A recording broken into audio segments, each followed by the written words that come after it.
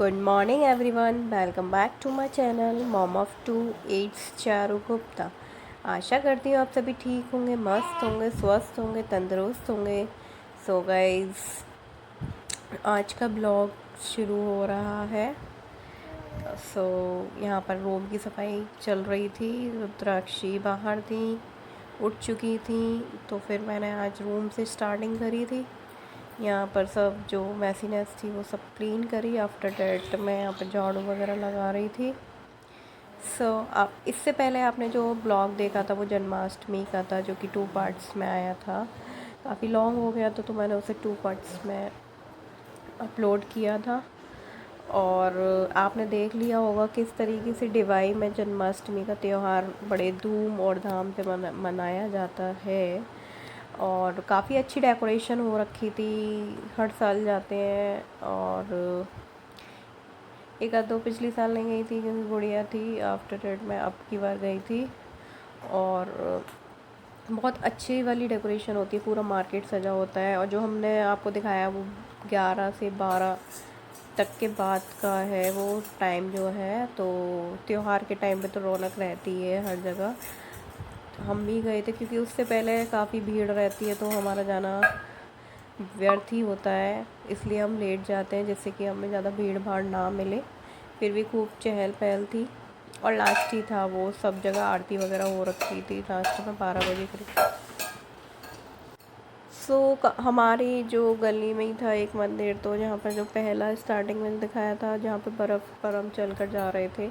तो डिवाई में 2 जगह बर्फ़, जहाँ तक मेरी नॉलेज है 2 जगह बर्फ़ का होता है।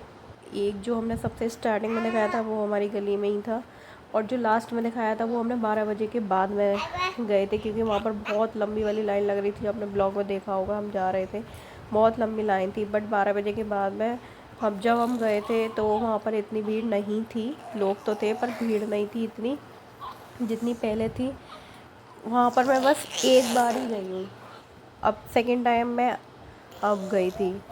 तो बर्फ़ ऐसी होती है कि आपको मन तो करता है चल के जाएंगे चल के जाएंगे, बट जब हम वहाँ पर पहुँचते हैं और तो फिर वहाँ से चला भी नहीं जाता है, क्योंकि जो मतलब पीसेस होते हैं जिन पे पैर रखना आई थिंक डिफ़िकल्ट है। इस वजह से फिर वहाँ पे हेल्प के लिए एक भैया खड़े हुए थे, वो हाथ खींच खींच के बाहर निकाल रहे थे सभी को।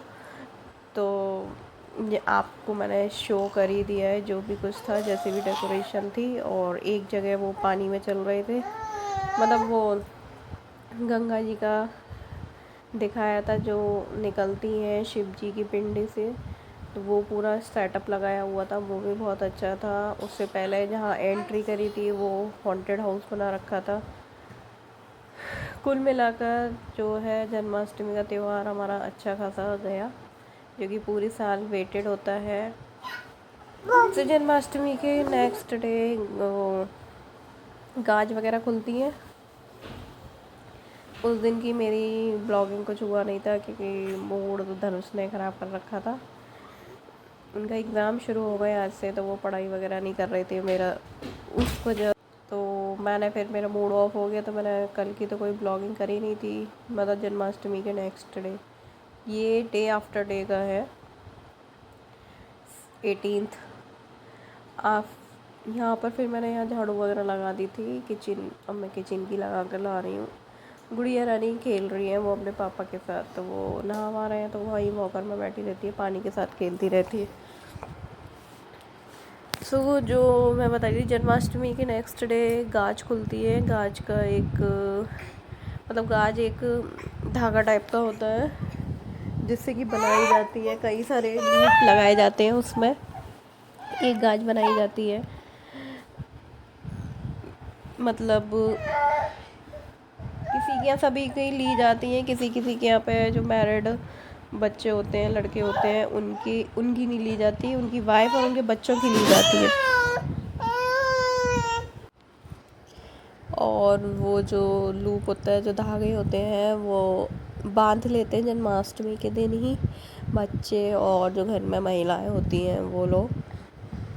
और हर महिला का 250 ग्राम का आटे का गाज बनता है। दो बनते हैं, एक मीठा और एक नमकीन। और बच्चों की 150 ग्राम की बनती हैं। गाज। सो आज के टाइम पर कोई इतना कुछ खाता तो है नहीं है, तो उस चीज़ को शॉर्ट फॉर्म बना दिया गया है। वो पूड़ियाँ बना देते हैं बच्चों की, और महिलाओं का कम आटे का बना देते हैं गाज। क्योंकि जो पहले के टाइम पर जितना खाते थे उतना पचा भी लेते थे, उतना वर्कआउट कर लेते थे। बट आज के टाइम पे वर्क तो होता है, बट उस तरीके का नहीं होता है जिससे कि जो हम कंज्यूम कर रहे हैं उतना हम बूस्ट अप कर पाएँ। बातों बातों में मेरी यहाँ की झाड़ू वगैरह लग चुकी थी। झाड़ पोंछा मैं लगा रही थी तो थोड़ा सा ही लगा था रूम वगैरह का। उसके बाद में इनको जाना था, तो फिर मैं किचन में आ गई इनका ब्रेकफास्ट बनाने के लिए। ब्रेकफास्ट में स्टफ्ड पराठा था, जो कि मटर और आलू की स्टफिंग थी। उसी का मैंने पराठा बना दिया था इनके लिए। जा रहे थे, गुड़िया रानी भी वहाँ पे रोई सी हो रही थी वॉकर में बैठे बैठे, उनको भी निकलना था। तो फिर मैंने जल्दी जल्दी बिना इधर उधर देखे जल्दी जल्दी इनका देकर फिर मैं उसको लेकर बैठी, उसको खिलाया पिलाया। और सोने के लिए बहुत ज़िद कर रही थी, तो बस मैं जल्दी जल्दी कर रही थी यहाँ से। अब मैं यहाँ पर इनको चाय नाश्ता देने के बाद मैं गुड़िया को सुलाकर अब मैं इधर आई हूँ प्लांट्स को पानी देने के लिए, क्योंकि बारिश में चला जाता है। अब मेरे को थोड़ा ड्राई लग रही थी मिट्टी, तो फिर मैंने इनमें थोड़ा बहुत पानी दे दिया था। और पानी देकर फिर मैंने एक चीज़ देखी, वो मैंने कल ही देख लिया था। वहाँ मैं चेयर पर बैठी हुई थी, चेयर से मैंने देखा खिड़की में से कि जो मैंने एक ऊपर पेंट का डब्बा लगाया था उसमें मैंने मनी प्लांट लगाया हुआ था, उसमें से एक लीफ निकल रही थी। मैं उस मेरे हाइट के वो ऊपर था। अब मैं बस उसी को देखने के लिए फिर मैंने दिमाग लगाया मैं कैमरे को ही उठा देती हूँ। फिर मैंने देखा यहाँ पर लीव्स थी, वो किस चीज़ की थी, वो वही थी जो आई थिंक किसी न किसी सीड का होगा, सीड डिस्पर्जन हुआ होगा कैसे न कैसे। तो बस उसी चीज़ को मेरे को देखना था यहाँ पर। फिर काफ़ी दिन से मैं सोच रही थी इसको साफ़ करूँगी, मिरर को वॉश बेसिन भी साफ़ करने थे, टाइम नहीं हो पाता है रुद्राक्ष की वजह से। अब वो सो गई थी तो फिर मैंने जल्दी जल्दी सारा काम करना चाहा। तो बस उसी प्रक्रिया में काम करते हुए मैं यहाँ पर इसको कॉलिन से साफ़ कर रही थी मिलन को। मिलन मिलन तो मेरे हस्बैंड का नाम है। मिरर को फिर उधर वाले मिरर को साफ़ करने के बाद में फिर मैं इधर आ चुकी थी, मैं इधर का भी ठीक कर लूँ, क्योंकि काफ़ी टाइम बाद ही हो पाता है मेरे को। मेरे काम सारे ड्यू पड़े रहते हैं, पेंडिंग में पड़े रहते हैं। फिर किसी एक दिन में लेकर बैठती हूँ कि बहुत सारा काम इकट्ठा हो गया, अब कर लो इसे कैसे ना कैसे। फिर मैंने दोनों मिरर को साफ़ कर दिया था। फिर मैं यहाँ हार्पिक से वॉश बेसिन को भी साफ़ कर रही थी और इसकी जो टैप है उसको भी साफ़ कर रही थी, क्योंकि स्ट्रेन के काफ़ी सारे धब्बे पड़ जाते हैं इस वजह से। और जो साबुन रखने का होता है प्लेट, उस पर भी स्ट्रेन हो ही जाती है। और हार्पिक से मेरे हाथों में तो बहुत जलन हो जाती है, फिर भी करना पड़ता है। सोच रही थी ग्लव्स वगैरह ले आऊँ इस सब के लिए, क्योंकि हाथों में बहुत इचिंग प्रॉब्लम हो जाती है। और क्योंकि इसमें भी थोड़ा वही होता है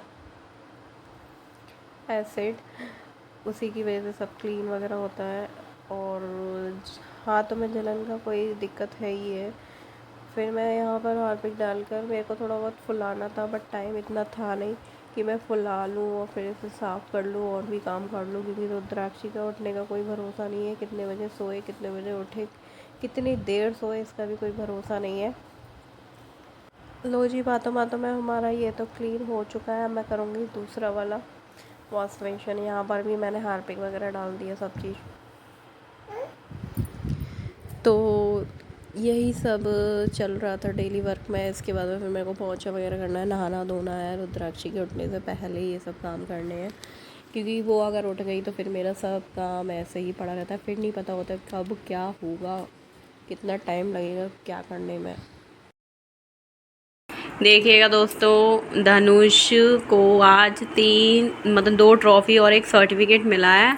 और ये धनुष को मिला है, हाथ हटाओ धनुष, 2nd position in class first तो ये अब क्लास सेकंड में है और अब इनको मिला है इसका फर्स्ट क्लास पे पोजीशन का।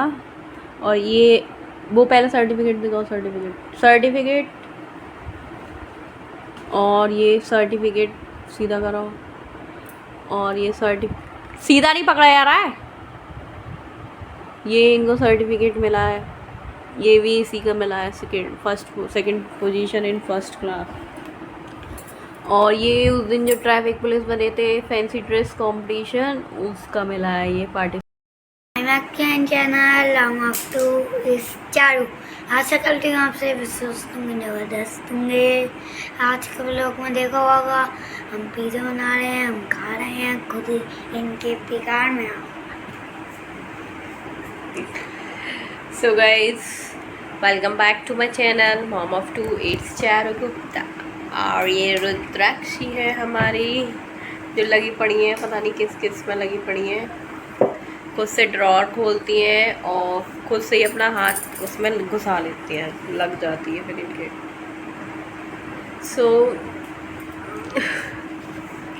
आज हमारे धनुष बेटे ने, जो कि डेली इतना पटाई खाते हैं, आज थोड़ा शाबाशी वाली काम कर दिए इन्होंने।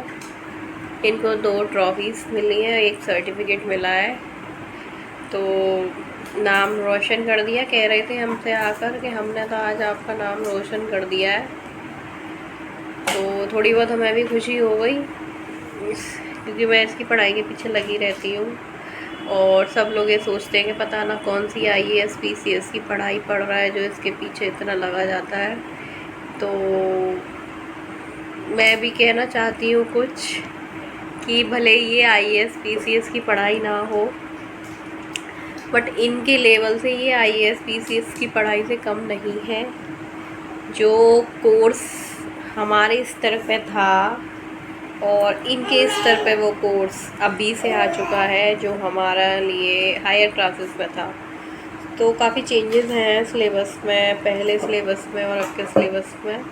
जो बच्चों का जो इंटेलिजेंस लेवल है, IQ लेवल है, वो भी बढ़ चुका है। आज के बच्चों का हमारे तुलना में इन लोगों का IQ हमसे ज़्यादा है, इसलिए इनकी जो स्टडी है वो भी हमसे अच्छी खासी है। हमारे टाइम से इनकी स्टडी काफ़ी स्टैंडर्ड जो है, लेवल जो है बहुत अच्छा वाला है।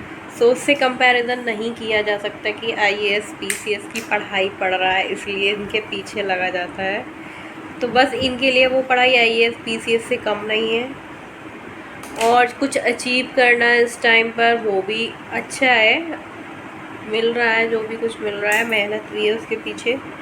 और अब मेरी भी, वो तो इनकी टीचर जानता है किसकी मेहनत होती है माँ की, उसके पीछे, बच्चे की अचीवमेंट के पीछे एक माँ का ही हाथ होता है, क्योंकि माँ ही एक शिक्षक होती है। फर्स्ट गुरु जो होता है वो माँ ही होता है बच्चे का।